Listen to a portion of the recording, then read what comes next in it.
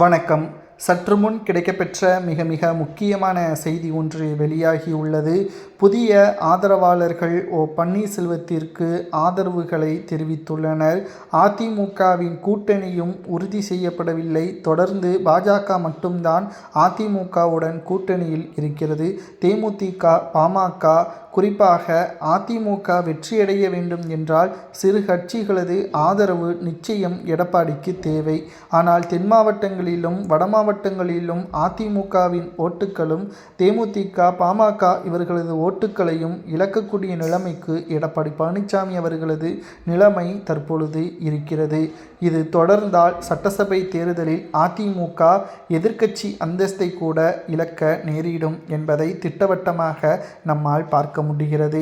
அனைத்திந்திய அண்ணா திராவிட முன்னேற்ற கழகத்தை பொறுத்தளவிற்கு மிகவும் மோசமான நிலைமை எடப்பாடியால் வந்துவிட்டது என்றும் புதிய ஆதரவாளர்கள் அதிமுகவின் முக்கிய நிர்வாகிகள் ஓபிஎஸ்ஸிற்கு ஆதரவுகளை கொடுத்துள்ளனர். முன்னாள் அமைச்சர் செங்கோட்டையன் தமிழக வெற்றி கழகத்தில் இணைந்துள்ளார்.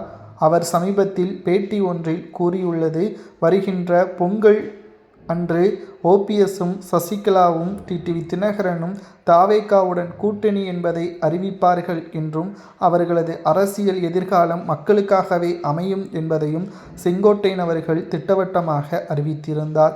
ஆனால் இதை பற்றி ஓபிஎஸ் தரப்பில் மறுப்பு தெரிவிக்காத காரணத்தினால் எடப்பாடியிடம் இருப்பதை விட மக்களுக்கு நல்லது செய்ய வேண்டும் என்றால் ஓபிஎஸ்ஸுடன் தான் பயணிக்க வேண்டும் என்ற முடிவையும் எடுத்தொன்று தற்பொழுது பன்னீர்செல்வத்திற்கு ஆதரவுகளை கொடுத்து வருவதாகவும் கிட்டத்தட்ட 150 நிர்வாகிகள் பன்னீர்செல்வத்திற்கு ஆதரவுகளை கொடுத்திருப்பதாக தகவல்கள் கிடைக்கப்பெற்றுள்ளது.